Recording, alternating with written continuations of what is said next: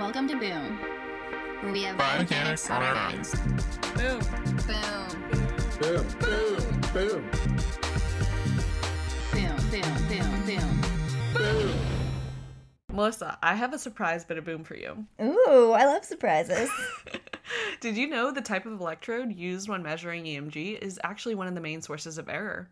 In fact, the variety of electrode type, the size, inter-electrode distance, and the locations of the electrodes themselves can all have adverse consequences on data collection. Definitely. The design of the electrode is even more important when incorporating this with human-machine interfaces like the exoskeletons we've been talking about. For example, you don't want to introduce artifacts into your signals when the suit is directly over the sensors. That makes so much sense. I mean, the only way to get accurate data is to use the right equipment for your study, and it's so nice that our sponsor, Delsys, has such a wide variety of reliable EMG solutions.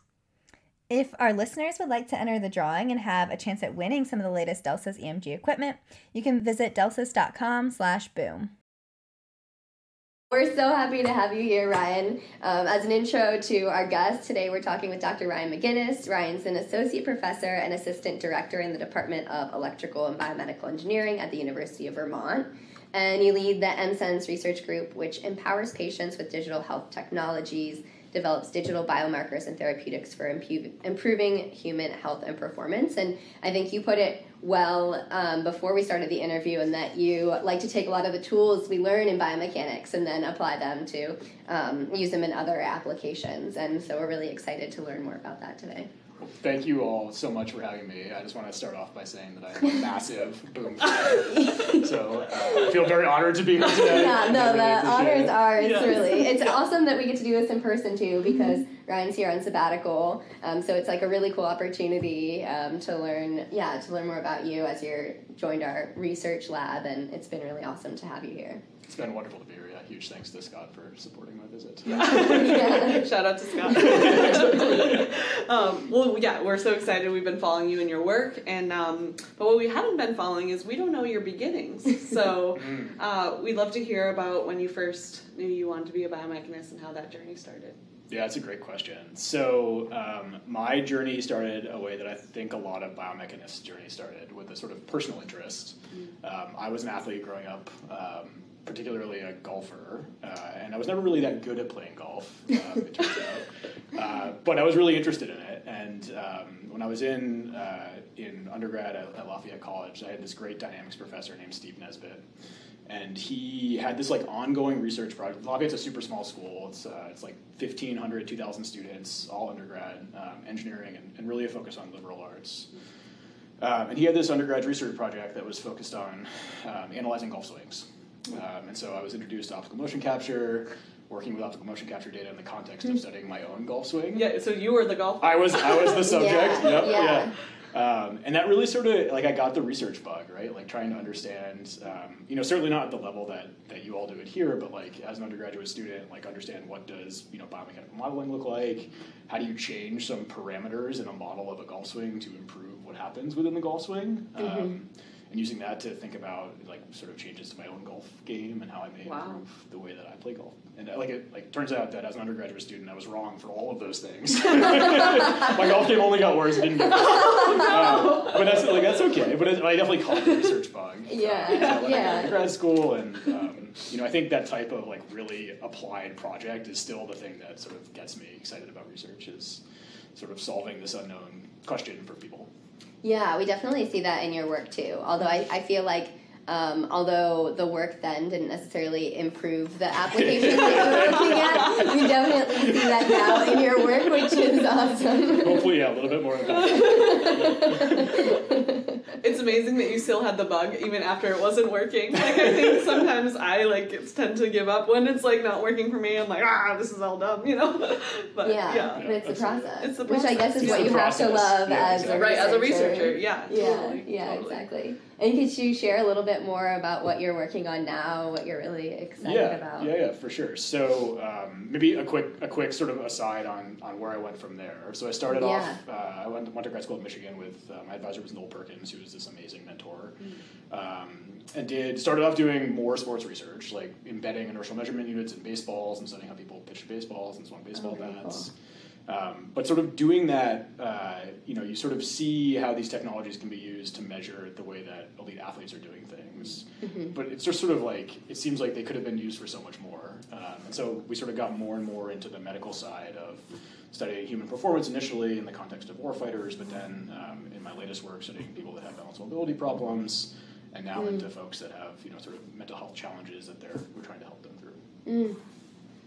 Yeah, that's amazing. Like, what I think was the inspiration for you to kind of look at the broader applications and beyond sort of the sports applications that you were seeing? Yeah, I think it's like, so much of what motivates me is the impact that we can have with the work that we do, right? And so, taking a look at what is impacting society the most, right? I think time and time again we see, especially recently, around mental health problems being a huge, sort of a huge area where research can make a difference. And it just felt like the right way to invest my time was in trying to develop technologies that can sort of, help folks that are struggling with mental health problems. How do you find that you measure sort of that level of impact and like weigh that with sort of maybe a personal connection? Like you talked about a personal motivation to getting into biomechanics, and how do you sort of weigh those things in your current research? Yeah, it's a great question. I mean, I think so the goal of every project, we have this saying in our lab, the goal of every project we start is to ultimately translate the project from the lab out into the market where it can actually help people. Yeah. And so, I think we look at it in terms of how many people can we help. Is sort of the way that we sort of think about the impact. But at the same time, I think it's also about sort of the level of impact that you can have, right? Because it's like some of the projects we work on, right? Like we have an app for treating panic attacks. Panic attacks are this incredibly debilitating problem that impacts like a really large percentage of the population, right? And it has really received very little scientific study. And there aren't good interventions that exist to help people prevent their panic attacks or help to manage them.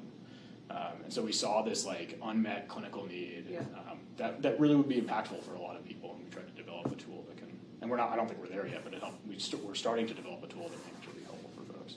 Well, you developed Panic Mechanic, which is an app to help give people some tool when they're having a panic attack, right? Yep. And it gives them some type of biofeedback, which maybe you can share more about. But it's interesting too because I think panic attacks can happen to anyone. It's not just a specific population of people too. And I'm also, as you were talking about how you like to consider, the maximum impact you can have. But I think a lot of times in research we start with a very niche population, and I'm curious what it's been like to design something that could be used for such a range of people too. Yeah, it's really hard. Yeah. Design for everyone. Yeah, and I think what we're finding is that we're not there yet, right? But I think it's really important to learn from as many of those people as you can. That's why I think we learned that lesson over and over again. But it's a sort of user-centered design process and getting feedback to help change how your technology is working to ultimately meet the need of as many people as you can. And it's not an easy thing. I think it's a constantly evolving process. Yeah. One of the examples is with Panic Mechanic, we created this tool that provides biofeedback during panic attacks, which is great, except that when you're having your panic attack, you have to then think to pull out your phone from your pocket and open this app and subject yourself to this biofeedback, which is fundamentally an exposure therapy, so it doesn't necessarily feel good in the moment. And people report that it's helpful, but it's not something that people necessarily want to sign up for all the time. Yeah. And so some of the work that we're doing now is trying to better understand, can we predict when people may be likely to have a panic attack? And we think that that can help, inform, help sort of warn people that they're coming, so maybe they can prepare themselves and decide to open that app instead of avoiding opening the app. But also can help them understand maybe some things that are happening in their lives that they can sort of intervene themselves on, right, to help prevent their experience of a panic attack. Yeah, and what were some of the things that you found to be predictive of that? And if you're going to then share with someone that they may have a panic attack, what do you think are the sort of tangible things that they could change based on your research? It's a really good question. So we've done a little bit of work here, and this paper that I'm going to mention is still under review, so it's not like it's a preprint now. It's not actually published yet, but it's looking at mood as a potential predictor. So we ask people every day to rate their mood on a scale from 1 to 5. And people that had specifically or particularly low reported a self-reported low mood for a given day, they were much more likely to have a panic attack the next day.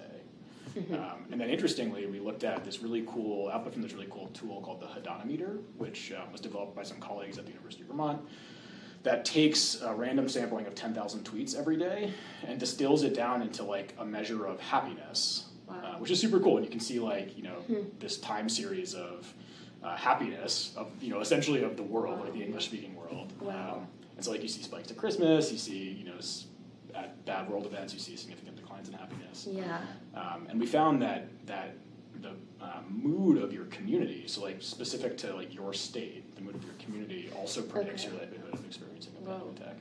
And it's different than your self-reported mood. So it's both this like external factor and an internal factor that are independent and predict your likelihood of experiencing a panic attack the next day. So it's a really cool result. We're still trying to figure out what you do with it. Right. Yeah. But it does sort of imply like maybe some happiness-based intervention may reduce your likelihood of having a panic attack, which is a much different approach than like a stress reduction type intervention. Right.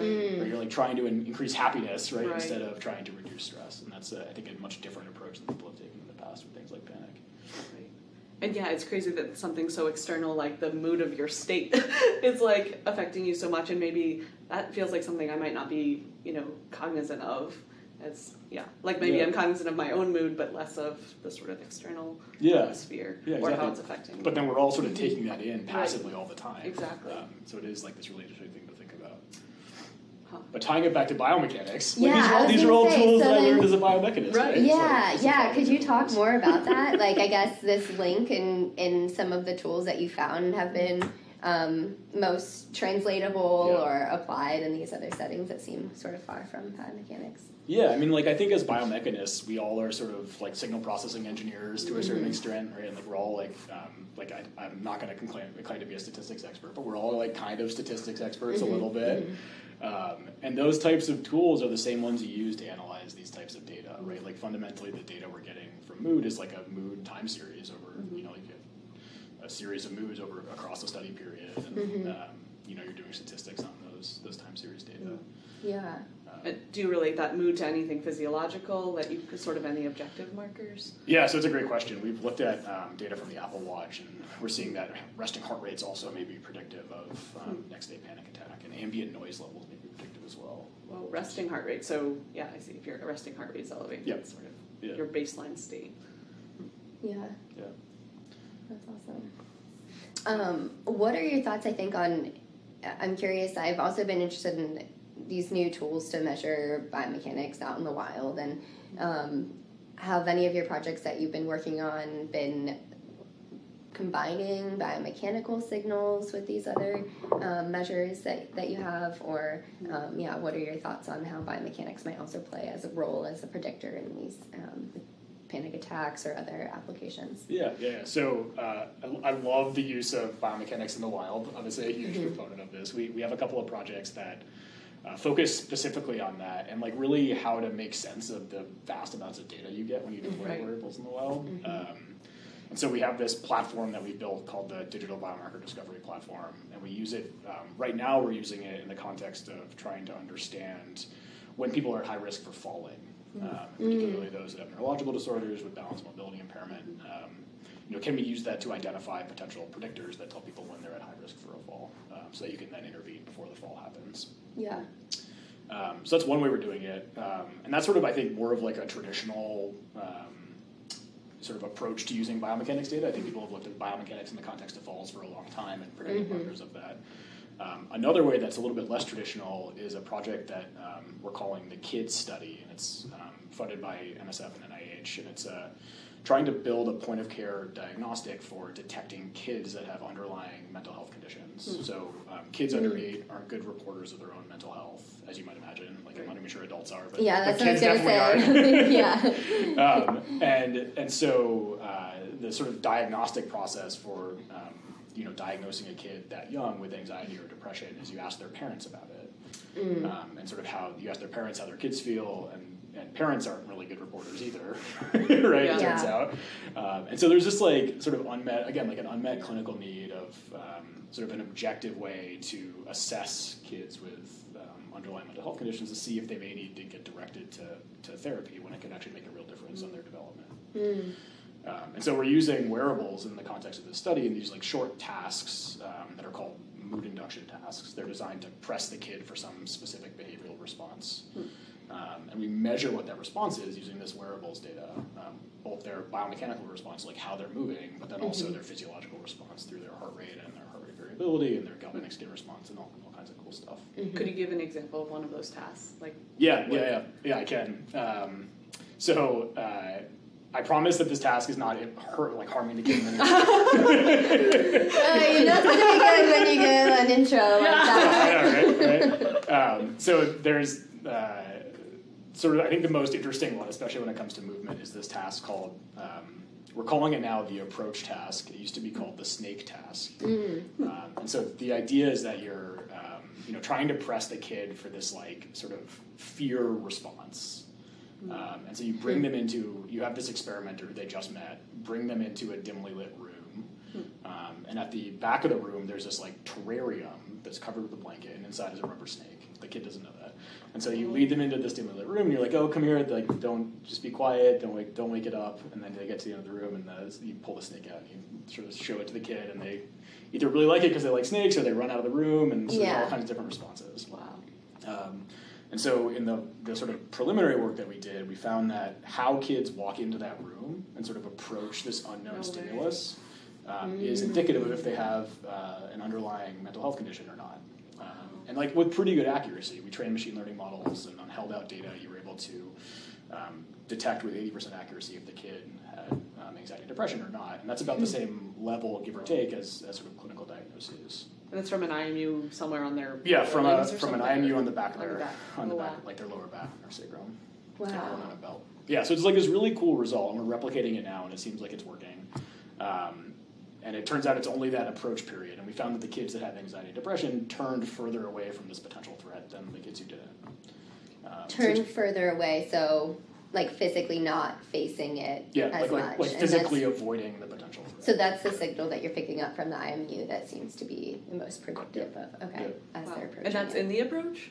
Yeah, or that's after? In the lead up to it, afterwards we found like kids, regardless of their mental health status, respond to the snake in all kinds of different ways. Likely because some kids really like snakes, right? Like some kids don't.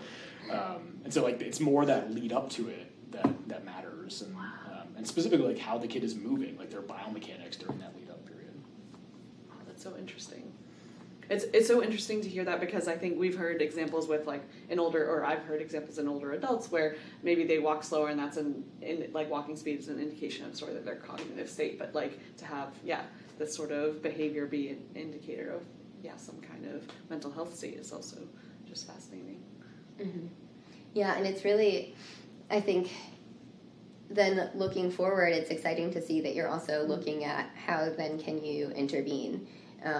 And that's something that I think is challenging in research, and it's exciting that you're starting to get there, and you've been doing pilot tests, for example, with panic mechanic, and I'm curious what that experience has been like for you. It seems like that's something that's been important from you from the beginning, and so is it something that you kind of consider at the start of it, and then design your research in a way that you feel like will make it easier to translate, or does the research tend to lead to translation? Because I think a lot of times, sometimes we start with a really interesting question and have an awesome research study, and then this part of translation is kind of at the end, like, okay, could we do something that gets out into the world, or like, does that make sense now? And I'm curious from your experience what that's looked like. Yeah, it's a great question. I think we do it a little bit differently than other people do.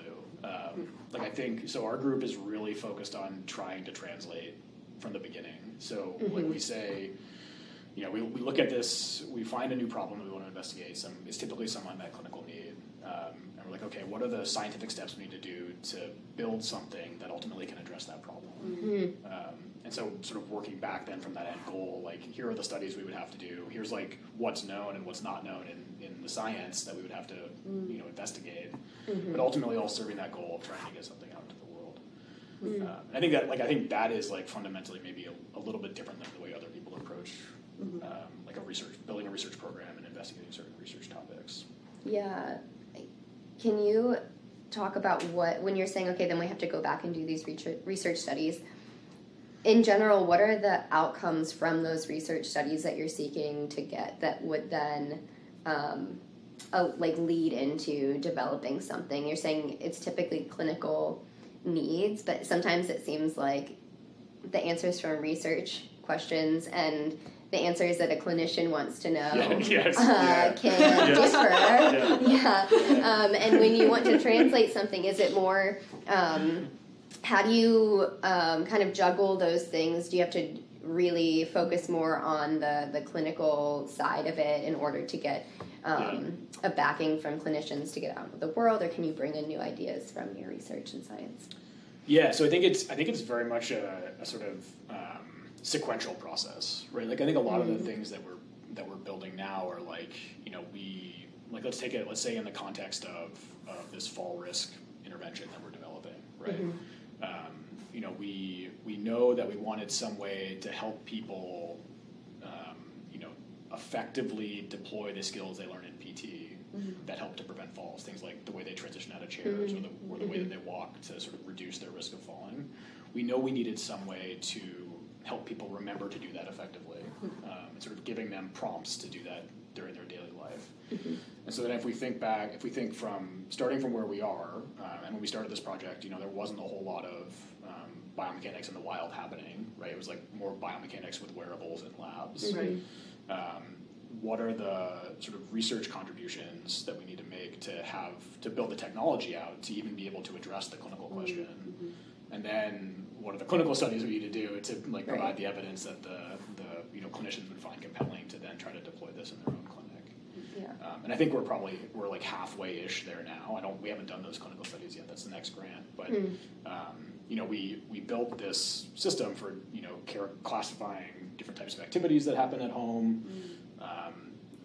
Decomposing those activities into sort of performance characteristics. So characteristics that describe how you transition out of a chair, right? Or characteristics that describe how you walk or how you're standing. And then machine learning models that relate those characteristics to your fall status or your fall risk. And we're just sort of there now. And I think now the next step is, if we have this system that provides that information to patients that have balance and mobility problems, what is the impact? Do they change? Are they able to change their behavior? And if they do, does it actually reduce their likelihood of falling? And those are really exciting studies to do. Yeah.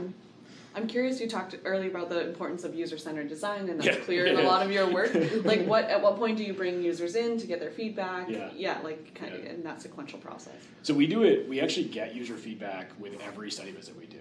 Oh, wow.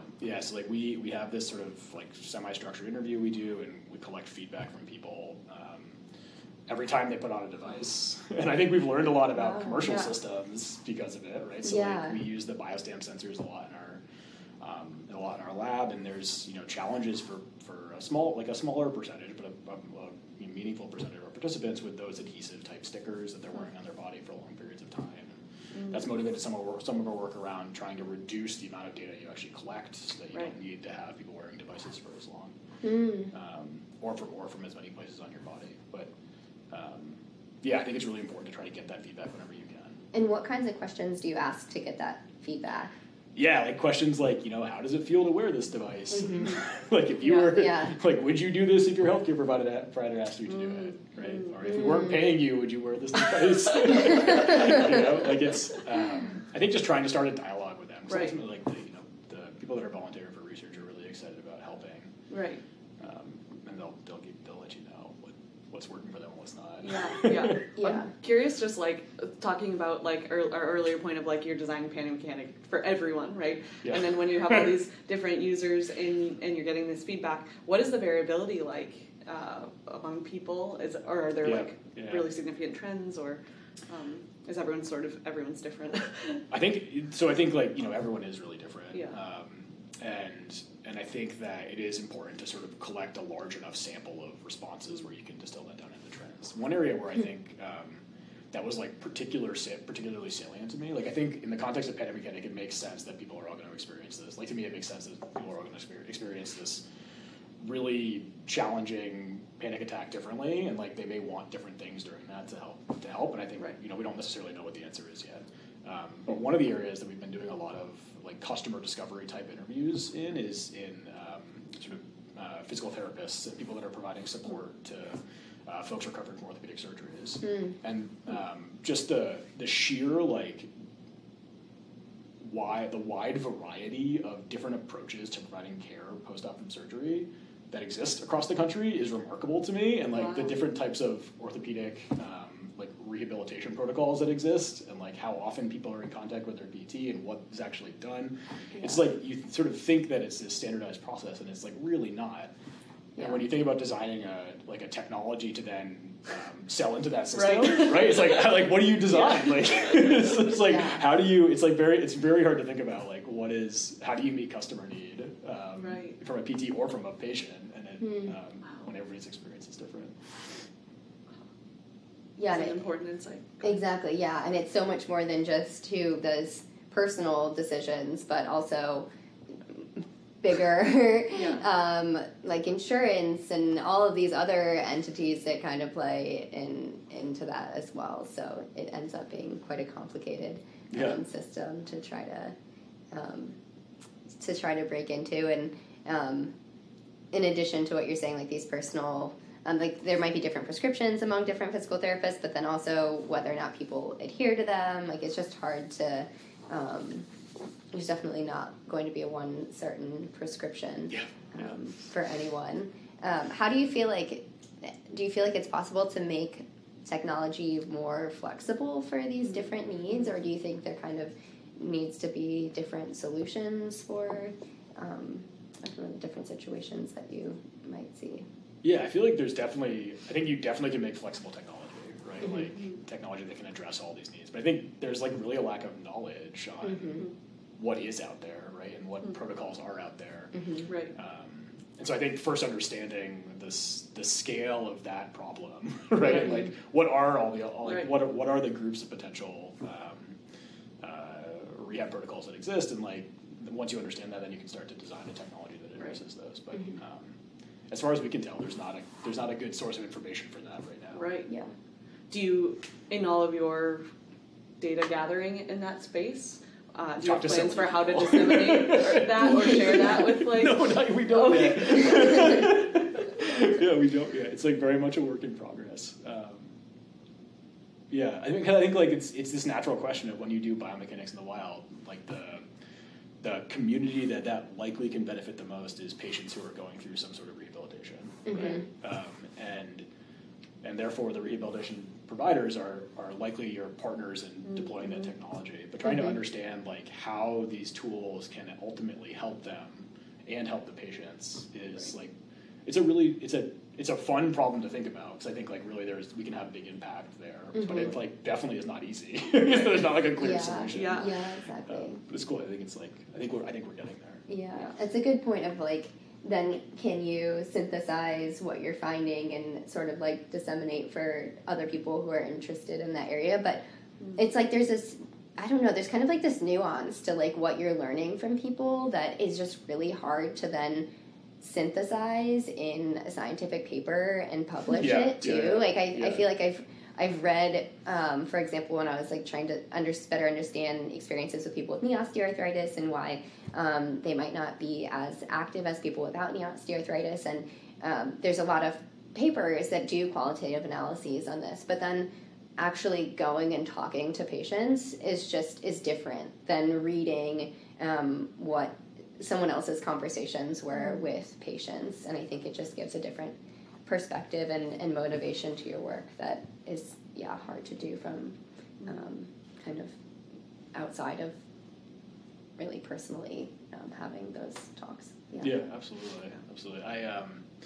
I'd say like one of the most impactful experiences I've had in the last couple of years is doing this I-Core course, Innovation Core course, which like completely shifted my thinking around how to do research like this. And it's not meant for that. It's like a technology commercialization course that's put on by NSF. And it's like super cool, but like one of the things that you do during the course is you have to conduct 100 customer discovery interviews. You have to interview 100 people who are in the sort of space of your technology, and ultimately people that you would be sort of selling your technology to. And like, you know, I think in the context of building a business, it's super important to do that, to understand what your who your customer is and what their needs are and sort of what they're willing to pay for a technology. But in the context of doing research like we do, where you are building technologies or using technologies in humans, like it's also really important to understand what their needs are. And to your point, like you don't really get it unless you go and talk to them. It's really hard to replicate that sort of learning that happens as a result. Right. Yeah, I guess back to my earlier question, I'm kind of glad that you maybe don't have a plan to disseminate this in a certain way, because I think it also robs people of the opportunity to do this, and I think it is so important. It's sort of, we talk about this a lot on the podcast about like sort of the human side of science and how important that is to remember and to integrate into all work. So I think, you're definitely doing a good job. But thank you. Shifting to another human in your life. Can't avoid the transition. Fantastic transition. So good. We're really excited to learn a little bit more about one of your main collaborators, who is also your partner. Yep. Ellen McGinnis. She's an assistant professor of psychiatry at UVM. So it's amazing that we've talked about Panic Mechanic and that project, and you collaborate on that. Could you just share what that experience is like? What have you learned from your collaboration with your wife, and maybe things that you might not have learned from other collaborators? Yeah, because I could imagine other collaborators might not be as straightforward, brutally honest with your collaborative skills or interactions. That's such a good question. So we're going to send this to her after. By far my best collaborator. Okay, no good way offense to to my other collaborators, but I think it's been like an incredibly exciting opportunity to sort of work on these types of technologies together. All of the research questions, like I'm sure you all find this too, right? Like your partner ends up shaping so much of your research interest just because like you end up talking to them so much about what you do, and they end up like oftentimes having insightful insight because they're sort of outside of it. And so, I think like a lot of people, that's how our research relationship started, right? Like we went to grad school together, and so she would constantly listen to me talk about biomechanics stuff and wearable sensor stuff, and like, at the beginning she was like, I don't understand anything you're talking about, and either my explanations got better over time or her understanding got better. We seem to be a little probably both, and we started to sort of speak the same language a little bit. And a lot of our projects now started as ideas either that happened like sort of like over dinner in grad school, like this kid project I think is like the best one to think about. We were like out at Thai food, we'd had a bottle of wine. When all good ideas start We're like, oh, we could put sensors on kids. Maybe that would do it. But like, and then like, it's like 10 years later now, and like this is this awesome project that I think can really make a difference for a lot of kids. Are kids in mental health sort of her area of expertise? Sorry. So she's a child clinical psychologist. Okay. Super research focused, but that's sort of her passion is how do you better detect these disorders in kids, and then ultimately how do we get them directed to treatment. So the other piece of this kid study is a K award from NIH that she has that's supporting sort of the other half of the project. But it's been amazing. Like it's really fun. I think we're like motivated by we have two kids, 3 and 5, and so I think like our family life motivates a lot of the research questions that we sort of dive into. You put sensors on all your... I was just looking today. My first tweet that I ever put out on my academic Twitter account is like this picture of our oldest in my mocap lab at UVM, like carrying around a Vicon box with a sensor stuck to it. It's pretty cool. And did you put them through the rubber snake experience? Wow, is it something you're prototyping? Yeah, I feel bad. Our oldest is like subject to all this stuff. Like, he's the picture in a lot of our papers. He's like, Oh, that's awesome. yeah, but yeah, he's game. He loves science. He's a big science guy. That's Yeah. They'll take after the family business. No, but I'm hearing, I think, from that relationship. So, I think, not all of us have a partner, and not all of us have a partner in like a field that you feel like could have a collaboration. But I feel like kind of what I'm hearing from that is like having these more casual conversations where you're able to speak the same language, which can then help spark new ideas and like really bringing in this outside perspective too, because I think even at work when we're around people who might not be working on the same project as us, but I think you kind of notice even through like lab meetings and things, as you're like with the kind of the same group for so long, you can almost sort of like predict the types of like questions that they're going to ask, and like it's amazing in one sense, but then in another way it's like I think being with someone who has this totally unique perspective really does like start to make you see things in a new way that you might not have otherwise. Yeah, absolutely. And it's so important, I think, as scientists to like continually subject yourself to that outside perspective. Like I love going to conferences that aren't on my specific topic. Right? Yeah. Like I think because it's like it's really good to go to conferences that are very specific, right? So you like, meet the people in your field and you sort of understand what's happening and sort of share your piece of that. But I think it's really also impactful to see like other techniques that are being used in other disciplines, and both for like potentially new project ideas, but also for to help sort of broaden the way that you think about your scientific problems that you're trying to solve. Yeah, that makes a lot of sense. I also wanted to ask about your role as an assistant director, and you've been working on shaping a new biomedical engineering program at the University of Vermont in this position. And I'm curious to learn more about your vision for what a new department would look like, but then maybe some of the challenges that are needed to overcome to get there, and if it's sort of generalizable across other engineering departments, you think, or what have you been learning in that role, I think, from more of an institutional perspective? Yeah, it's a great question. So I think it's interesting starting a new department because it is, it gets much more into like the business of academia, right? Like it's not like you're not doing science, like you're sort of thinking about what can help set our university apart, right? And like what are the competitive advantages that our university brings to sort of this academic landscape, and how can we capitalize on that?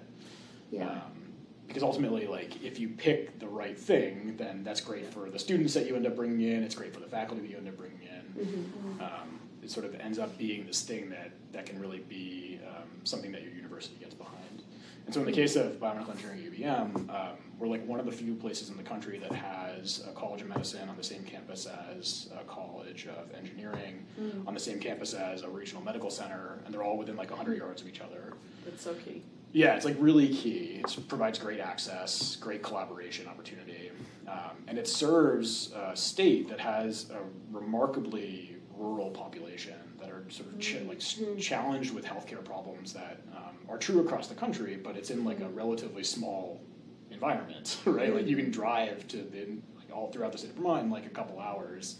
It's not like Montana where it takes like a day to cross it or something, right?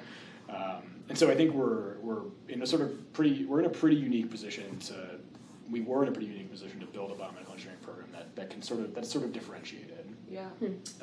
And then we pair that at UVM with like this focus on providing really good undergraduate education in addition to like doing good research. And so we have this really cool undergraduate curriculum that's like I think pretty unique in the country. It's like very focused on providing students hands-on opportunity to do biomedical engineering, like starting in their first year and then continuing throughout. So we have this like integrated design sequence where students do some sort of engineering design every semester, and then they have this core training in biomedical engineering that happens in these like large classes that pair. We call them studio style classes. So like pair short lectures with activities that happen immediately afterwards to help reinforce the concepts that students are learning.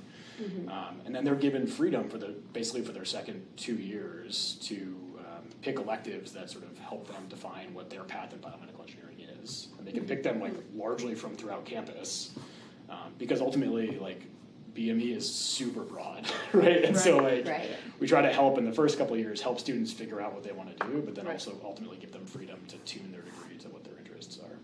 Right. So we have students that do like more of a data science related biomedical engineering degree. We have students that do more of like a signal processing related degree.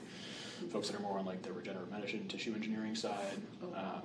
So yeah, I think it makes a really interesting training opportunity for students, and I think it's setting them up well for the future. So they build depth sort of in their latter 2 years then in one of those focus. Yeah, that's really great because I think one criticism of a lot of biomedical or bioengineering programs is that you get a ton of breadth but like maybe not as much depth. Yeah. So that's incredible that they have the experience to do that. And also do it in, we love the design like process and like that you're integrating that into sort of their cumulative education too.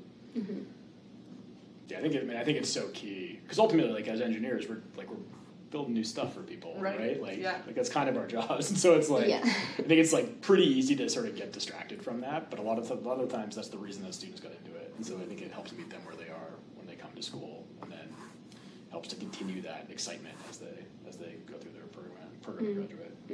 Were there any major like challenges or pieces of feedback you got that had to reshape any parts of this? Like it sounds like a nice, beautiful package right now, but I'm sure there was a lot of work going into like planning that and executing it. It's a very insightful question.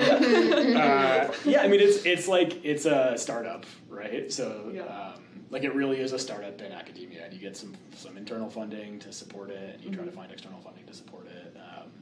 But it's a challenge, right? Like oftentimes you're operating with less resources than you'd want to be operating with, and trying to piece together class coverage when you don't necessarily have it, and trying to find creative solutions for that. So yeah, I mean it's like I wouldn't change anything that we've done. I think it's been a really good process, and I think we're not all the way through it yet. If anybody's looking for a faculty job, we're always hiring. For like it's a wonderful place. I'm thinking about the 100 yards is helpful, like the medical campus, the engineering campus being so close, like with all the snow you get in Burlington. That does help. Yes, that does help. If you can walk between the buildings. There's a great route through the hospital, at least pre-COVID times, great route through the hospital where you can walk mostly inside from the parking lot, which is nice. Yep, that's important. Yeah, it's good to know those paths. I think we can both, from Boston and Akron, and we're always trying to find those sneaky, like, indoor routes.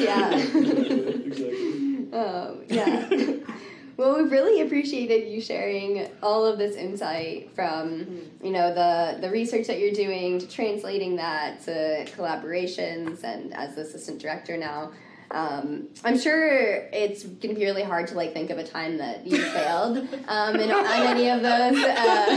But if you can think really hard at if there ever was a certain situation maybe that stands out where you learned something that you might not have expected. Yeah, I think I don't know. I think I fail all the time. I don't know. It's sort of like a core piece of me. I think it's all about how do you. I don't think of it as failures necessarily, though. I think of them as learning opportunities and opportunities to pivot to something new. I think Panic Mechanic is a great example of one. I think we created this technology that provides biofeedback therapy. But people don't want to use biofeedback therapy when they're having a panic attack, right? And I think it's in one context that could be considered a failure, but I think ultimately we're just learning a lot about the potential customers of this tool, and we're using that to inform how we what else do we build to help them. Right. And I think that's true of every project, right? I think it's every project we've ever done. There's always some point where you're okay, this is really good feedback. Let's do something different now to still address the ultimate need, but this initial approach is probably not the answer. It's a good. You had that ready. It's like you listened to Boom before. Oh my god, every episode. I love Boom. Oh my gosh. Well, Ryan, we're really excited to ask our last question, but before that, how can people follow you in your work? Okay, so we have lab Twitter, which I can share with you all. Great, we'll put it I in don't remember what it is offhand. It might be at MSen's group, but we'll need to double check. We'll add it to the description.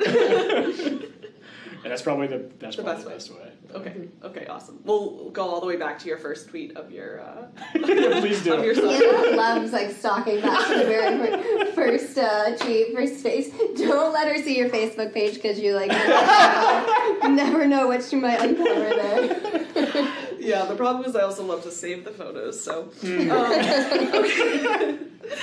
Well, Ryan, we've talked about so many exciting things, but we'd love to get your insight on what you're excited about for the future of biomechanics. That's a great question. I think that the future of biomechanics is really about what's happening outside of the lab. And so I think that's the piece that I'm most excited about. I think scientifically, I'm excited for all of the ways that we're going to learn to use new technologies to capture that remote biomechanics information accurately. And I'm personally really interested in how do we apply that then for making people healthier. Because I think there's so many applications where that can matter, everything from mental health to physical rehab to you name it. And I think it's just the beginning of the next 10 years, and I think it's going to be such a cool impact. Yeah, in 10 years it'll be done. Exactly. No, we're really excited for that too, and we're really excited for the work you're doing and how that's contributing to that vision. I think the work you do is really inspiring to so many people, so we really... Including us. Yeah, especially us. Especially us. So we really, appreciate all that you do, and we're so thankful that you came on Boom today and could share all of that with us. Oh, thank you, and I'm so happy that you invited me. Thank you for doing that. Biomechanics off our minds.